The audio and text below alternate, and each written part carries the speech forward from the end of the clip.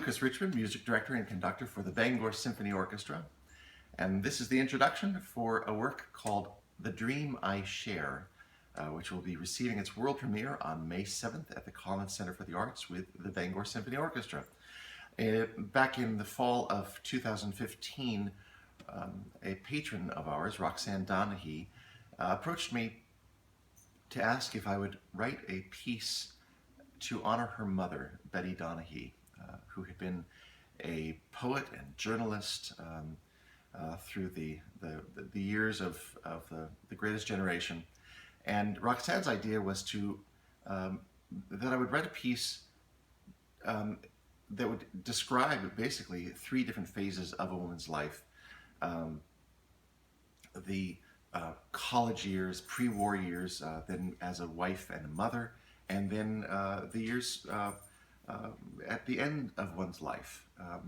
So I thought this would be an extraordinary thing to take on, and very interesting.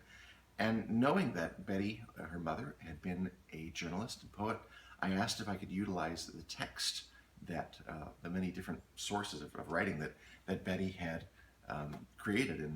so I was able to use her diaries, and I have delved into her journals for a year and came up with a work that really describes a woman's journey, and I tell it through the story of three different phases, three different aspects of Betty. So in fact, I call them Betty 1, 2, and 3. There were so many moments that were particularly poignant to me, but one in particular was when I found the entry in which Betty describes how she